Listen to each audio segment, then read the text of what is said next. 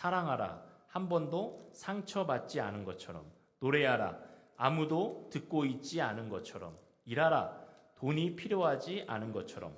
살라, 오늘이 마지막 날인 것처럼. 이 시에서 무엇이 느껴지나요? 외부의 어떤 평가나 두려움, 어떤 누구로부터 또 무엇으로부터 그것에 얽매이지 말고 삶의 본질에 집중하고 진정으로 자신의 삶을 살아가라라고 말하는 그런 시라는 것이죠. 수많은 방해물이 있어도 다른 것들을 의식하지 말고 삶의 본질이 무엇인가를 생각해봐라라는 시가 되는 것입니다. 오늘 저는 이 말씀을 준비하면서 바울 사도가 고린도 교회 성도들에게 바로 이 의미를 전달하고 있는 것 같은 그런 마음으로 제가 이 말씀을 준비하게 되었습니다. 복음의 제왕일이죠. 다시 복음 앞으로 돌아가라. 오늘 1절에 보니까 형제들아 내가 너희에게 전한 복음을 너희에게 알게 하노니 이는 너희가 받은 것이요 또 그 가운데 선 것이라. 바울 사도는 지금 고린도 교회 교인들을 형제들이라고 부르면서 너희에게 전한 복음 그리고 그것을 너희에게 알게 하노니라고 말씀하고 있어요. 복음을 이미 전했어요. 그리고 그 복음을 다시 알게 하기 위해서 이 고린도 전서를 15장을 쓰고 있는 것이죠. 이미 복음을 전하여 세운 교회에 다시 복음을 알게 한다고 하는 것은 이 복음을 보충해서 설명하는 것이 아닙니다. 다시 새로운, 다시 원래의 복음으로 다시 돌이키려고 하는 그 바울의 말씀을 우리가 오늘 바울 사도의 말씀을 듣고 있는 것이죠. 고린도 교회는 여러 가지 상황과 환경들로 인해서 복음의 본질이 무엇인가를 잊어버린 채 외부적인 요인에 집중하면서 복음이 희석되고 있는 것을 성경을 통해서 우리는 보게 됩니다. 십자가의 복음, 부활의 복음, 그 본질이 흐려지고 있어요. 우리가 주일에 이렇게 예배에 나와서 예배 드리는 것 어떤 것입니까? 어떤 의미가 있습니까? 일주일에 살면서 우리의 삶에 묻었던 복음의 본질에서 벗어났던 수많은 삶을 다시 복음 앞으로 돌이켜서 복음의 본질로 세우고 그리고 다시 일주일의 삶을 주님 앞에 올려드리는 그 의미가 있는 것입니다. 복음 앞에 다른 것들이 있다면 복음이 어떻게 되는 거예요? 다시 율법으로 돌아가는 거예요. 율법에서 복음으로 나왔지만 복음을 자꾸 수단화하고 복음을 자꾸 어떤 세속적인 것과 연결하면 복음이 율법화되기도 하고 복음이 세속화되기도 하는 거예요. 우리가 오늘이 마지막인 것처럼 하루를 살아간다면 여러분 무엇에 집중하겠습니까? 내가 가장 중요하게 생각하는 것들을 오늘 아마 다시 한번 생각해보고 그것들을 행동에 옮길 것이고 살아갈 것입니다. 우리가 복음을 가진 그리스도인으로서 오늘이 우리의 삶의 마지막이라고 생각한다면 여러분 복음에 무엇을 붙잡겠습니까? 다른 여러 가지 현상적인 것들, 율법적인 것들, 세속적인 것들 다 내려놓고 오 주님 오늘 이 부족한 종을 구원하여 주옵소서 라고 주님 앞에 아마 기도를 드릴 것입니다. 근데 우리가 살다 보니까 복음이 약해지고 복음의 본질이 희미해지고 다른 어떤 세속적인 것들이 우리의 삶에 자꾸 끼어들어오면 우리가 복음이 점점 옅어지는 그런 안타까운 삶을 살 수밖에 없는 것이죠. 고린도 교회의 신앙의 혼란과 분열이 무엇입니까? 고린도라는 지역은 그리스와 로마의 문화에 영향을 받은 도시입니다. 그것은 어떤 의미냐면 물질적 번영이 있었고요. 성적 방종이 있었고요. 철학적 논쟁들, 인간이란 무엇인가? 이런 어떤 생각들, 인간적인 생각들이 지배적인 환경 가운데 살아가고 있었다는 것입니다. 이런 배경 가운데 교회 안에서도 이런 세속적인 일들이 계속 침투해 오고 있었다는 것입니다. 그리고 교회 내에서는 당파 싸움도 있었어요. 나는 바울파요, 나는 아볼로파요, 나는 베드로파다라고 하면서 자기가 존경하는 사람들, 그 사람을 중심으로 교회가 파벌이 생기는 그런 일들이 있었다는 것입니다. 바울 사도는 우리는 모두 다 그리스도의 사람이 되어야 된다라고 외치는 것이죠. 이런 문제들이 있었어요. 또 특별히 고린도전서 15장에서 중심 있게 다루는 내용은 부활의 문제입니다. 고린도 교회에 부활의 문제가 있었어요. 일부 고린도 교인들이 부활을 부정해요. 어떤 영향을 받았습니까? 바로 그 당시에 그리스 철학의 영향을 받았습니다. 그 철학에서는 무엇을 말하냐면 육체적인 것은 악한 것이고 영적인 것만이 선한 것이다 라는 완전히 이분법적인 생각으로 육체적인 것은 다 악하기 때문에 우리가 육신으로 하는 모든 것들은 다 필요가 없는 것이다 라고 치부해 버렸어요. 오로지 우리가 영적인 것만을 붙잡아야 된다. 예, 듣기에는 맞는 말 같습니다. 그러나 예수님께서 우리를 구원하신 것은 우리의 영혼의 구원만이 아니라 우리의 삶의 구원, 우리의 육신적인 것, 전인격적인 구원을 주님께서 이루신 것입니다. 그리고 예수님도 실제적으로 육체적으로 부활을 하신 것이죠.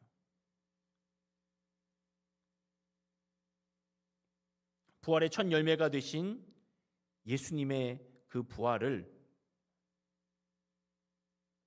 그리스 사상의 영향을 받은 사람들이 그 부활을 부정하기 시작해요. 육체적으로 부활은 의미가 없다. 육체적으로 부활은 있을 수 없는 일이다. 상징적인 것이다 라고 하면서 부활을 부정하는 것입니다. 여러분, 예수님께서 육신적으로 새로운 육신으로 부활하지 않으셨다면 우리의 신앙은 헛것입니다.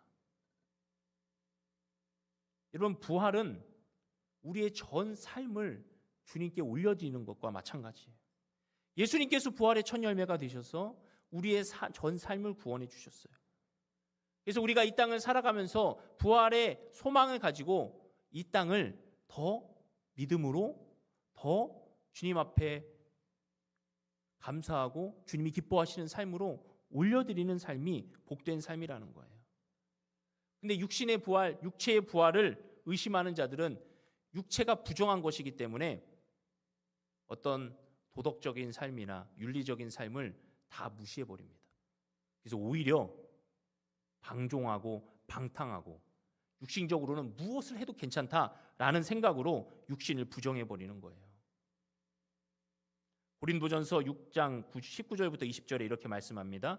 너희 몸은 너희가 하나님께로부터 받은 바 너희 가운데 계신 성령의 전인 줄을 알지 못하느냐.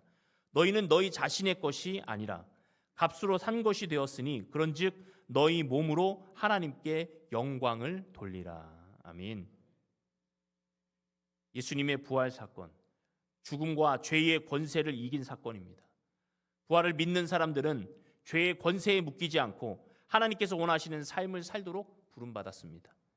여러분, 우리가 구원받고 이 땅에 남아있는 이유도 무엇입니까?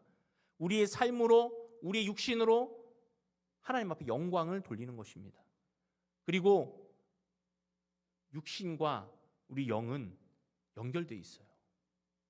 육신이 아주 더럽고 방탕한데 영적으로 깨끗할 수는 없는 것입니다. 하나님의 창조의 원리가 그래요. 영으로 아주 더러우면서도 육신으로 깨끗할 수도 없는 거예요.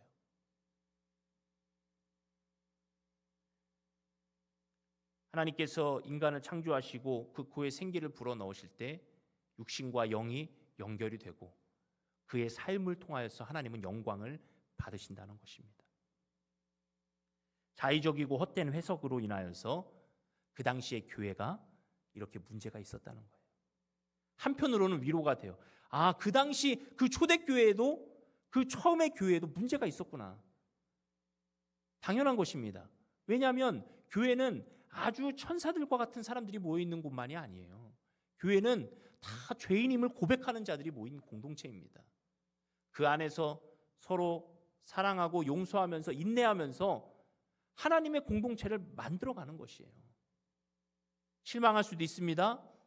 상처받을 수도 있습니다. 그러나 우리는 끊임없이 거룩함으로 나아가면서 우리 교회 안에서 하나님께 영광을 돌리며 나가는 거예요.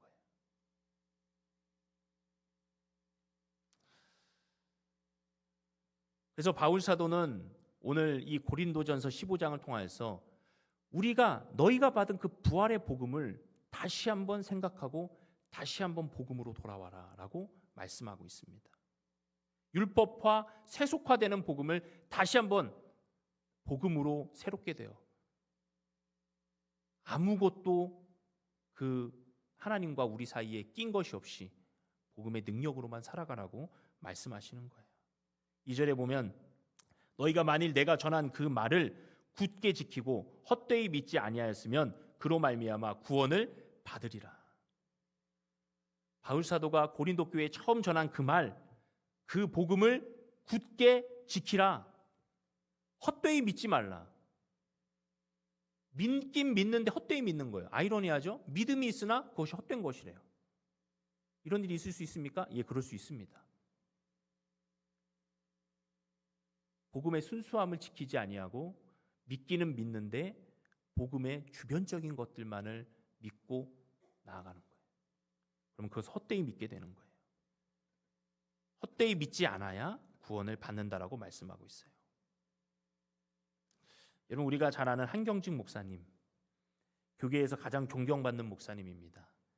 본이 되는 목회의 삶을 사셨고 정말 이 목회자들의 본이 되는 그런 목사님이세요. 하루는 이제 돌아가시기 전에 교계의 원로 중진들이 병환중에 있는 이 목사님을 병문안하게 되었습니다. 한경직 목사님과 교회 그 목사님들이 이런저런 얘기를 나눌 때 어떤 한 목사님이 이렇게 한경직 목사님께 부탁을 드립니다. 목사님, 모처럼 이렇게 교회 중진들이 한자리에 모였는데 좋은 말씀 한마디 해주십시오 라는 거예요.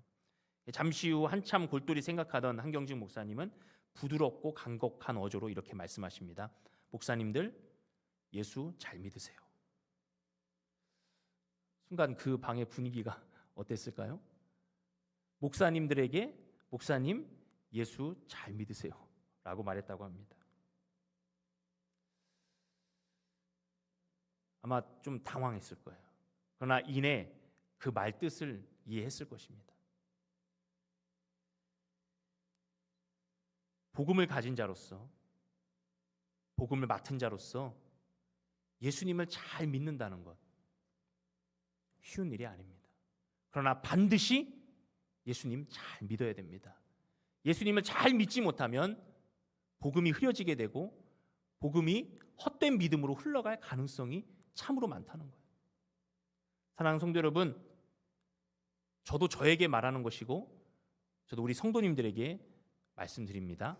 예수 잘 믿으시기를 바랍니다. 예수님 잘 믿어야 돼요.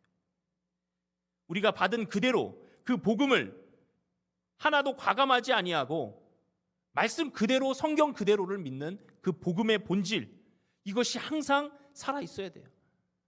그래서 우리는 늘 다시 복음으로, 다시 복음 앞에, 다시 복음의 본질로 우리는 늘 돌아와야 된다는 것입니다. 성도에게 가장 기본적이며 최우선으로 여겨야 될 것은 복음이고, 교회가 주님 오시는 날까지 끝까지 지켜야 될 것도 복음입니다. 우리가 주일에 모여서 우리의 구원을 확인하고 서로에게 복음을 확인하는 것도 우리가 해야 될 일이에요. 우리가 구원의 공동체로서 우리 유일교회가 복음이 살아 있어야 되는 것도 마지막 날까지 우리 교회가 해야 되는 일이라는 것입니다. 조폐공사에서 일하시는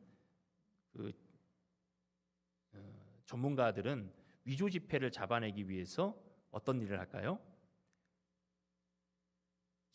지폐에 진짜가 무엇인가를 더 연습한다고 합니다.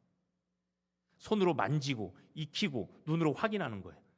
이것이 진짜다. 이것이 진짜다. 이것과 다른 것은 다 가짜다 라고 확인하는 거예요. 그래서 여러분 5만 원권을 한번 보면은 특징이 뭐죠? 볼록하게 인쇄가 되어 있어요. 만져보면 볼록하게 나와 있는 부분이 있죠. 그리고 홀로그램이 있습니다. 기울이면 그 안에 홀로그램이 안에 막 그림이 나오잖아요. 그리고 숨은 그림도 있어요. 빛을 비추었을 때 나타나는 그림도 있어요. 그리고 여러분 5만 원권에 이렇게 점선이 은선으로 돼 있잖아요. 거기를 상하로 이렇게 흔들면 태극 무늬가 좌우로 흔들립니다. 그리고 좌우로 흔들면 태극 무늬가 상하로 움직인다고 해요. 아셨어요, 그럼? 지폐를 확인은 진짜 지폐인가를 확인하는 방법이에요. 재정부에서 그러진 않습니다. 이렇게.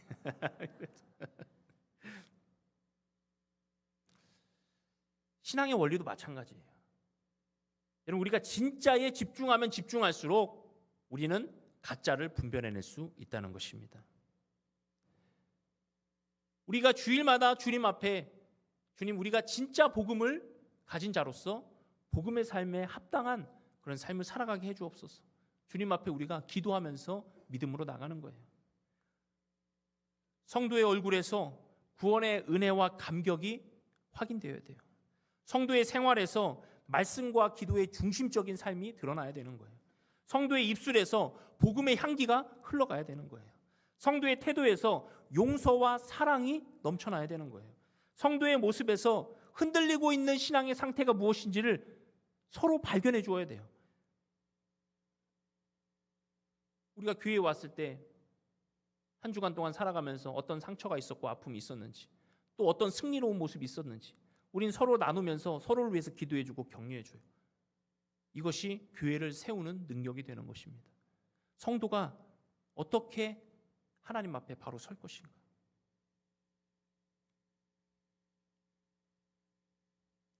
아까도 말씀드렸지만 헛되이 믿으면 구원에 이르지 못합니다. 헛되이 믿는 것, 이것은 믿지 않는 것보다 더 심한 거예요. 믿기는 믿는데 잘못된 것을 믿는 것이죠. 그리고서는 믿음이 있다고 착각하는 겁니다. 우리는 늘 우리의 삶의 신앙의 상태를 말씀에 비추어서 생각해 봐야 되고 점검해 봐야 되고 복음에서 본질에서 빗나간 것이 있다면 바로 잡아야 돼요. 예수님의 십자가와 부활의 감격이, 은혜가 저 여러분 삶에 늘 살아있기를 주님의 이름으로 축원합니다. 오늘 바울 사도는 이 고린도전서 15장을 통하여서 부활 복음의 진실이 무엇인가를 말씀해 주고 있어요. 부활 복음의 진실, 그 첫 번째는 무엇이냐면 바울 사도가 받은 것을 그대로 전해 준 것입니다. 3절에 내가 받은 것을 먼저 너희에게 전하였노니 이는 성경대로 그리스도께서 우리 죄를 위하여 죽으시고 장사되신 바 되셨다가 성경대로 사흘 만에 다시 살아나사. 할렐루야. 바울 사도는 자신이 받은 그 복음을 그대로 고린도 교회에 전했습니다. 복음을 전하는 과정에서 바울 자신의 생각이나 자신의 율법적 판단이나 자신의 경험을 끼워 넣지 않았어요. 바울 사도가 복음을 전하는 방법이 무엇이었을까요? 그것은 고난. 바울 사도는 복음을 전하면서 자신의 유익 전혀 생각하지 않았습니다. 복음을 그대로 전하기 위해서는 그 복음을 왜곡하려는 수많은 왜곡들과 싸워야 했어요. 그래서 바울 사도가 복음을 전하는 방법은 오로지 고난과 순환이었습니다. 극심한 고난 때문에 그 복음이 그대로 전해질 수 있었다는 거예요. 갈라디아서 6장 17절에 이후로는 누구든지 나를 괴롭게 하지 말라. 내가 내 몸에 예수의 흔적을 지니고 있노라. 바울 사도는 예수님을 만났습니다. 부활의 주님을 직접 만났어요. 자신의 삶이 완전히 변했어요. 그리고 이제 율법적인 삶에서 자신을 자랑하던 삶에서 오직 예수님만 자랑하는 삶으로 변화되었고 그 예수님만 자랑하는 삶에 고난과 핍박과 아픔밖에 없었습니다. 물론 영의 즐거움과 기쁨과 감격은 있죠. 육신적으로는 그것을 이루어내기 위해서 얼마나 고난이 있었을까요? 얼마나 아픔이 있었을까요? 만약에 바울 사도도 육신을 부정했다면 그 육신의 고난을 채우지 않았을 겁니다. 근데 부활하신 주님을 만나고 실제적으로 부활하신 주님을 만나고 자신의 삶을 복음으로 채우면서 극심한 고난으로서 복음을 전달했다는 것입니다. 3절에 다시 보면 내가 받은 것을 먼저 너희에게 전하였다고 했어요. 받은 그대로를 망설이거나 기다리거나 다시 한번 재해석해 준 것이 아니라 그대로 그 복음은 살아있는 그대로 고린도 교회에 전했다는 거예요. 복음의 통로로서 역할을 감당했다는 것입니다. 이것이 부활 복음의 바울 사도가 전한 부활 복음의 첫 번째 진실이고 사실이라는 거예요. 두 번째 부활 복음의 진실과 사실은 무엇이냐면 성경대로 주님께서 죽으시고 사셨다는 것입니다. 여러분 여기서 성경대로라는 말을 집중해 보시기 바랍니다. 성경대로라는 것은 예수님의 죽음과 부활 사건이 구약의 예언에 따라 이루어졌다는 거예요. 이것은 인간이 꾸며내는 것도 아니고 어떤 신화에 의해서 베낀 것도 아니고 구약에 이 세상에 어떤 법들이 생겨나기 전부터 하나님께서 계획하시고 역사하셨다는 것입니다. 필연적인 사건이라는 거예요. 그 당시 교회들은 그리스 어떤 신화의 영향을 받고 여러 가지 사상들의 영향을 받아서 부활, 육체적 부활이라는 것이 어떤 신화를 베낀 것이 아닌가 이렇게 말하는 사람들도 있었습니다. 그러나 이 부활의 원작은 하나님이세요. 부활의 원작자는 하나님이 되어주시는 거예요. 그렇기 때문에 어떤 신화도 하나님보다 먼저일 수는 없습니다. 어떤 인간적인 생각들도 원작자이신 하나님보다 앞설 수는 없는 거예요. 여러분 우리가 믿는 복음, 여러분 아주 오래된 신화나 이 세상이 어떤 신화에 의해서 생겨났다는 그런 말들에 여러분 현혹되지 마시기 바랍니다. 어떤 말로도 하나님이 원작자이신 것을 바꿀 수는 없는 거예요. 어떤 인간의 노력도 인간의 지혜도 그것을 이길 수는 없는 것입니다. 오늘 바울 사도는 성경대로 죽으시고 성경대로 부활하셨다라고 분명히 가르치고 있어요. 이것이 우리가 믿는 복음이에요. 엠마오로 가는 두 제자에게 예수님께서 나타나십니다. 누가복음 24장 25절부터 27절에 이르시되 미련하고 선지자들이 말한 모든 것을 마음에 더디 믿는 자들이여 그리스도가 이런 고난을 받고 자기 영광에 들어가야 할 것이 아니냐 하시고 이에 모세와 모든 선지자의 글로 시작하여 모든 성경에 쓴 바 자기에 관한 것을 자세히 설명하시니라. 예수님의 십자가의 죽음으로 실망한 그 제자들이 엠마오로 내려갈 때 이미 부활하신 예수님께서 그들을 만나심으로 그들에게 복음의 진리를 가르쳐 주세요. 오래전 성경에서 예언하였고 하나님께서 이미 말씀하신 그 역사가 지금 일어났는데도 불구하고 너희들은 왜 실망하면서 나아가고 있느냐라고 분명하게 가르치시는 거예요. 이 두 제자는 나중에 그것을 깨닫게 되죠. 그렇습니다. 사랑하는 성도 여러분, 성경보다 앞서는 것은 없는 줄 믿습니다. 성경보다 앞서는 세상의 모든 진리는 없다는 거예요. 성경이 가장 앞서는 진리고 성경이 가장 분명한 진리라는 거예요. 우리가 이 성경을 우리가 가졌어요. 하나님께서 주신 선물이에요. 그러므로 우리가 이것을 게을리한다는 것은 성도로서 너무 안타까운 것 아닙니까? 하나님의 말씀을 게을리하면 안 돼요. 하나님의 말씀을 항상 우리의 마음에 새기고 하나님의 말씀을 항상 최우선으로 여기고 하나님의 말씀의 진리만을 따라갈 때 우리의 삶의 복음이 분명해지고 우리의 삶의 복음이 재확인되고 우리의 삶의 복음이 능력이 되는 줄 믿습니다. 부활 복음의 세 번째 진실은 무엇입니까? 부활의 목격자들이 분명하다는 거예요. 5절에 보면 그 부활의 모습을 게바에게 보이시고 후에 12제자에게와 그 후에 500여 형제에게 일시에 보이셨나니 그 중에 지금까지 대다수는 살아있고 어떤 사람은 잠들었으며. 자, 바울 사도가 부활 복음의 진실을 증거함에 있어서 첫 번째 게바를 말씀하세요. 게바, 베드로죠. 베드로. 부활하신 예수님께서 실패자인 베드로를 만났습니다. 베드로는 예수님께서 만나주시지 않았다면 그는 예수님을 배반한 수제자로서 평생 죄책감에 살아갈 인물이 되어버리는 것입니다. 그러나 예수님께서 그 부활하신 예수님께서 승천을 앞두시고 베드로를 만나세요. 여러분, 실리적으로 생각하면 이미 배반하고 떠난 제자를 만나는 것이 복음의 어떤 일에 있어서 효율적이지 않습니다. 나를 믿고 더 지지하는 사람들에게 나타나서 그것을 더 공고히 해야 되는 것이죠. 그러나 예수님은 게바에게 나타나셨어요. 베드로에게 나타나셨어요. 실패한 베드로에게 나타나셨어요. 그러면서 조반을 먹이시고 내가 나를 사랑하느냐, 내 양을 치라, 내 양을 먹이라 라고 말씀하시면서 다시 사명자로 세워주시는 거예요. 여러분, 부활 복음이라는 게 이런 것입니다.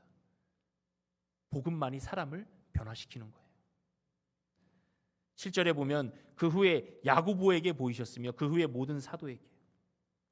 여기서 다시 야고보를 말씀하고 있습니다. 야고보는 누구입니까? 예수님의 동생 야고보예요. 예수님의 동생 야고보, 자기의 큰 형인 예수님 어떻게 해요? 믿지 않았죠. 아니, 나와 함께 자랐고 우리 가족인데 예수님이 하나님의 아들이라고 믿지 못했습니다. 심지어 그들의 가족과 함께 예수님이 미쳤다는 전가를 받고 예수님을 직접 잡으러 가기도 했어요.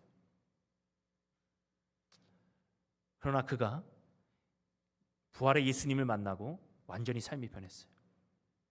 예루살렘 교회의 기둥 하면 베드로와 야고보입니다. 그리고 중요한 회의 때마다 야고보는 마지막 발언자가 되었어요. 교회의 가장 중추적인 지도자로서 복음을 전하는 기수가 되었습니다. 그럴 수 있었던 것이 부활의 복음이 그의 안에 들어왔기 때문입니다. 베드로, 야고보,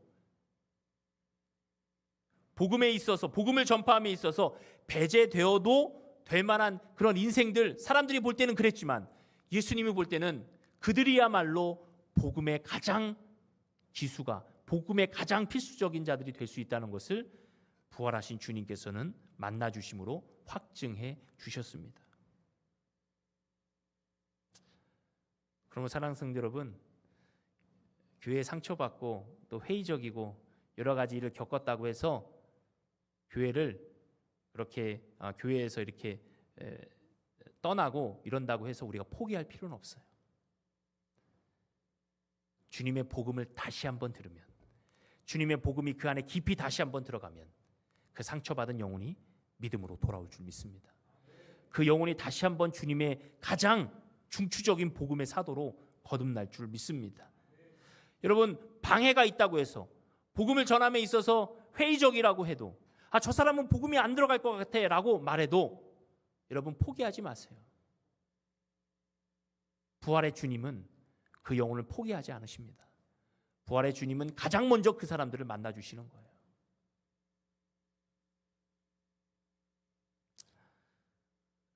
그리고 부활의 증인들에서 마지막으로 바울 사도가 제시하는 사람은 누구입니까? 바로 자기 자신이에요.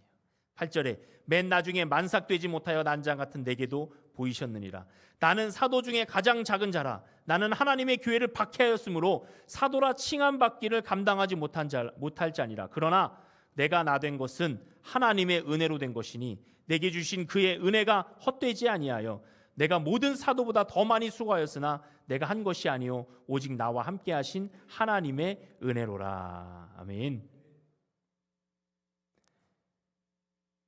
율법의 신봉자가 되어서 예수 믿는 자들을 잡아 죽이던 바울 사도, 그가 처음에는 사울이었죠. 그러나 그가 복음의 기수가 됩니다. 부활하신 예수님이 그에게도 만나 주셨어요. 예수님을 핍박하고 예수 믿는 사람을 잡아 죽이던 그에게 예수님께서 직접 나타나셔서 그를 변화시켜 주십니다. 여러분, 사람이 변하는 게 쉬울까요? 절대 쉽지 않아요. 죽을 고비를 만나야 그나마 변합니다. 충격적인 만남을 통해서 변합니다.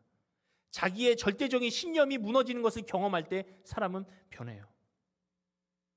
오늘 바울 사도에게 예수님께서는 그렇게 만나주셨어요. 빛 가운데 나타나심으로 그의 눈이 머는 그런 일을 통해서 죽을 고비를 넘겼습니다. 그리고 충격적인 만남이었죠. 그리고 자신이 이제까지 믿던 율법이 한순간에 무너지는 거예요. 예수님은 십자가의 죽으심으로 율법이 승리했다 생각했지만 예수님이 부활하심으로 율법의 완성자가 되어주시고 율법의 모든 것들이 예수님을 가리키는 것이라는 것을 바울 사도가 알게 된 거예요. 자신의 신념이 무너졌어요. 이 모든 율법은 예수님 자체시구나. 모든 것은 예수님이시구나 라는 것을 그가 알고 난 다음부터 그의 삶이 완전히 변했어요. 오직 복음을 위해서 고난받기를 마다하지 않는 그런 사람이 되었어요. 율법을 따를 때 바울의 모습은 어땠습니까? 빌립보서 3장 5절부터 6절에 나는 8일 만에 할례를 받고 이스라엘 족속이요 베냐민 지파요 히브리 중에 히브리니요 율법으로는 바리새인이요 열심으로는 교회를 박해하고 율법의 의로는 흠이 없는 자라. 이렇게 자신을 자랑하면서 살았어요. 정통 유대인이고 베냐민 지파 사울 왕을 배출한 왕의 족속이라는 거예요. 히브리인 중에 히브리인이었고 율법으로는 그렇게 자랑 삼아 얘기하는 바리새인이에요. 교회를 박해하는 것이 그를 영웅시하게 만들었어요. 율법의 의로는 흠이 없는 자라고 자타공인하는 자였어요. 그러나 이것은 착각이었죠. 율법의 의로 완전한 사람은 세상에 없다는 거예요. 그가 부활의 증인이 된 후 어떻게 바뀌었습니까? 빌립보서 3장 7절부터 8절이 이어지죠. 그러나 무엇이든지 내게 유익하던 것을 내가 그리스도를 위하여 다 해로 여길 뿐더러 또한 모든 것을 해로 여김은 내 주 그리스도 예수를 아는 지식이 가장 고상하기 때문이라. 내가 그를 위하여 모든 것을 잃어버리고 배설물로 여김은 그리스도를 얻고. 여러분, 복음이 진짜이기 때문에 사람이 변하는 것입니다. 복음이 진실이기 때문에 사람들이 목숨을 거는 거예요. 복음이 진짜이기 때문에 여러분 우리는 오늘도 이 주일에 거룩한 예배당에서 주님 앞에 기쁨으로 감사로 예배드리고 있는 줄을 믿습니다. 여러분 우리 안에 살아있는 복음, 다른 사람까지 갈 곳도 없습니다. 여러분 내 안에 경험되는 복음이 그 복음이 진짜라는 것을 증명하는 거예요. 내가 받은 은혜, 내가 받은 사랑, 내가 받은 긍휼, 내가 받은 구원의 감격이 그것이 진짜라는 것을 증명하고 있는 것입니다. 사랑하는 성도 여러분, 저 여러분이 부활의 증이 되는 줄 믿으시기를 바랍니다. 아멘. 하나님의 은혜로 변화된 삶이에요. 부활의 신앙이 없으면 우리 신앙은 헛된 것입니다. 주님은 부활하셨기 때문에 우리가 오늘도 주님 앞에 감사와 영광을 돌리고 새로운 소망을 가지고 오늘도 살아갈 수 있는 것입니다. 우리의 삶의 모든 변화는 주님께서 부활하셨기 때문에 가능한 것입니다. 우리의 삶의 모든 희망은, 소망은 주님께서 부활하셨기 때문에 있는 거예요. 잠깐의 기대가 아닙니다. 잠깐의 육신적인 만족이 아니에요. 영원한 소망을 우리는 가지고 있어요. 그렇기 때문에 우리는 오늘도 변화되는 인생이 되는 것인 줄 믿으시기 바랍니다. 아멘. 말씀을 정리하겠습니다. 부활신앙은 우리가 믿는 복음, 우리에게 성경대로 주신 복음의 본질이 됩니다. 예수님의 부활이 없다면 우리의 믿음은 헛된 것일 수밖에 없습니다. 예수님은 부활의 첫 열매가 되셨고 우리에게 부활의 소망을 주셨습니다. 부활신앙을 갖고 살아가는 것은 모든 삶에서 변화의 시작이 되는 거예요. 우리 모든 성도들이 부활의 신앙을 가지고 오늘도 감격하면서 주님의 은혜 안에서 놀라운 사랑 안에서 살아가는 거룩한 은혜의 성도들이 다 되시기를 주님의 이름으로 축원합니다. 아멘. 기도하겠습니다.